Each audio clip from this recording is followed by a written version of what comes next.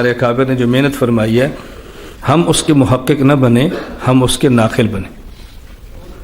ہم محقق بنیں گے، توجہ رکھیں، تو ہم امت کو توڑ دیں گے اپنے اکابر سے، اور اگر ہم ناقل بنیں گے تو امت کو جوڑ دیں گے اپنے اکابر سے۔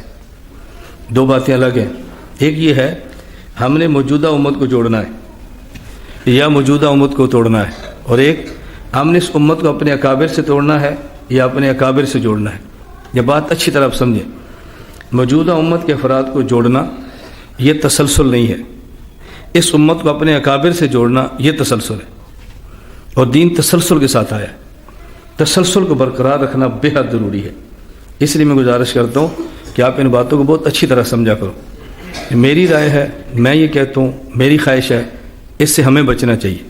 کوئی بڑا ایسی بات کہہ لے اس پہ رد نہ کریں، لیکن ہمیں بچنا چاہیے، ہمیں یہ کام اختیار نہیں کرنا چاہیے۔ گزشتہ ہمارے درس میں کچھ باتیں ہوئی تھیں، اور میں نے اس وقت عرض کیا تھا کہ انشاءاللہ آئندہ درس میں ایک بات پر قدر تفصیل سے بات کروں گا۔ اللہ کی ذات کے بارے میں ہمیں کئی عقائد ہیں جو رکھنے چاہیے، لیکن اس وقت سب سے اہم مسئلہ یہ ہے کہ اللہ کی ذات کے بارے میں ایسی باتیں اپنی عوام کو سمجھائیں کہ جس کی دوسرے حضرات تردید کرتے ہماری عوام کو خراب کرتے ہیں۔ ہم ایسی باتیں سمجھائیں کہ جس سے ہمارے لوگ متنفر نہ ہوں، ہمارے لوگ نہ ٹوٹیں، ہمارے لوگ صحیح جگہ پر کھڑے رہیں۔ اس پر میں نے عرض کیا تھا کہ ہمارے ایک بات چل رہی ہے کہ اللہ کی ذات کے لیے لفظ خدا کا استعمال کرنا ٹھیک ہے یا ٹھیک نہیں ہے۔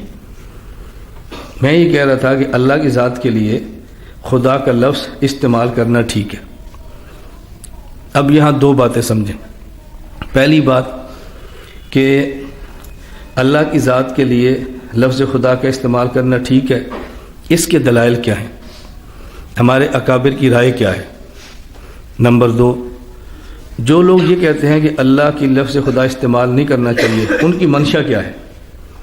جب تک منشا سمجھ میں نہیں آئے گی تردید نہیں کر سکتے۔ جب منشا سمجھ آئے گی تو پھر آپ کو تردید کرنے کا لطف بھی آئے گا، اور آپ کا ضمیر مطمئن ہوگا یہ بات میں عوام کو کیوں سمجھا۔ پہلے اس پہ گفتگو کر لیں کہ اللہ کے لفظ خدا کا استعمال کرنا ٹھیک ہے یا ٹھیک نہیں ہے۔ حضرت مولانا یوسف لدھیانوی شہید رحمۃ اللہ علیہ نے آپ کے مسائل ان کا حل جلد نمبر 2 صفحہ نمبر 565 پہ لکھا ہے۔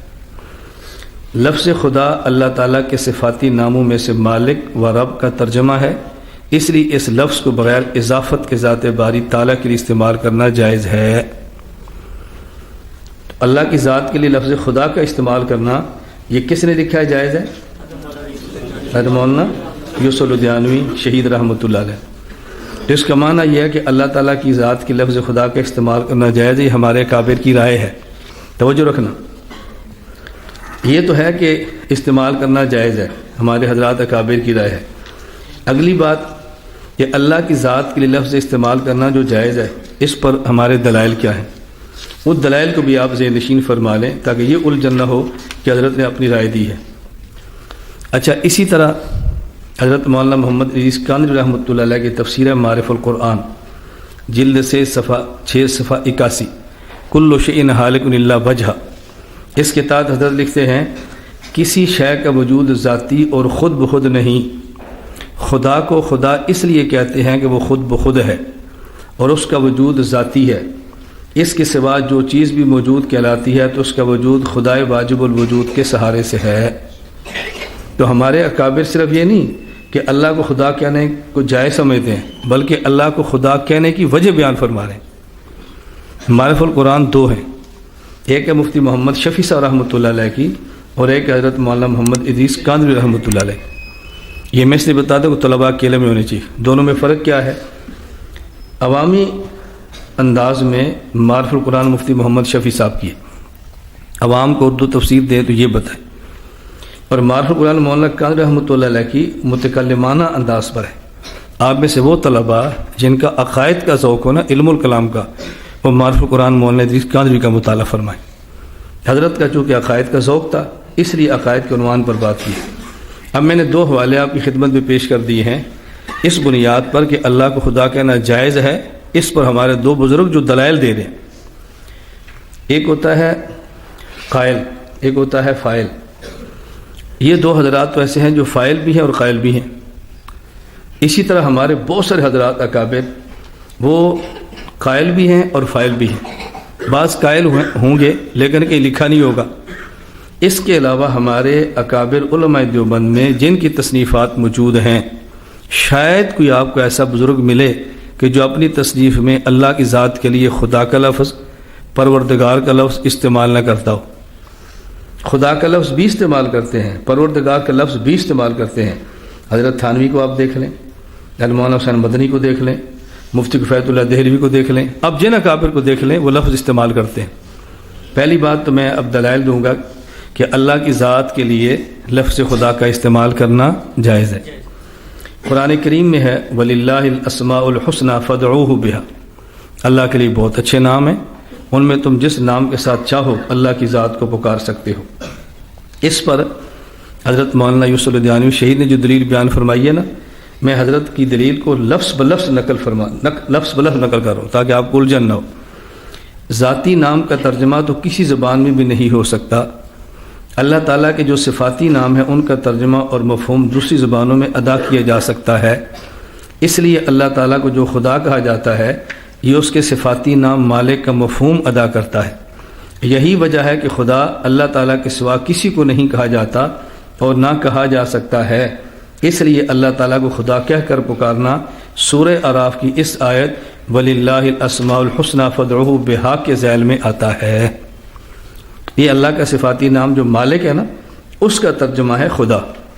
وَلِلَّهِ الْأَسْمَاءُ الْحُسْنَى فَادْعُوهُ بِهَا اس کے تحت آتا ہے، لہذا اس کو استعمال کرنا جائز ہے. اب یہاں دو باتیں سمجھیں.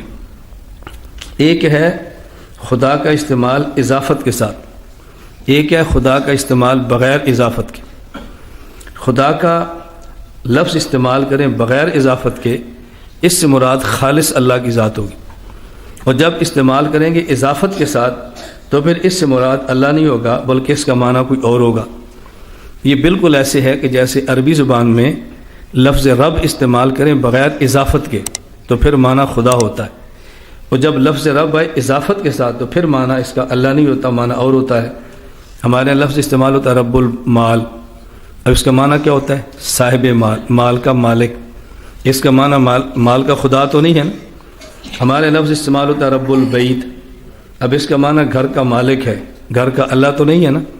تو جس طرح عربی زبان میں لفظ رب بغیر اضافت کے مطلق استعمال ہو تو مراد اللہ ہوتا ہے، اور جب اضافت کے ساتھ استعمال ہو تو معنی اور ہوتا ہے. اسی طرح لفظ خدا غیر عربی میں بغیر اضافت کے استعمال ہو تو مراد صرف اللہ ہوتا ہے، اور جب اضافت کے ساتھ ہو تو پھر معنی اللہ نہیں ہوتا بلکہ معنی اور ہوتا ہے. جس طرح فارسی میں استعمال ہوتا ہے کہ خدا، اس کا معنی اور ہے. فارسی میں استعمال اس کا معنی ہوتا ہے گھر کا مالک، رب البیت. فارسی میں لفظ استعمال ہوتا ہے دے خدا، دے کہتے ہیں دیہات کو، اس کا معنی ہوتا ہے دیہات کا مالک. اس کا معنی یہ نہیں ہے کہ خدا اللہ، اس کا معنی دیہات کا مالک. یہ فارسی میں استعمال ہوتا ہے. احیاء اللغات میں اس پر بات کی ہے.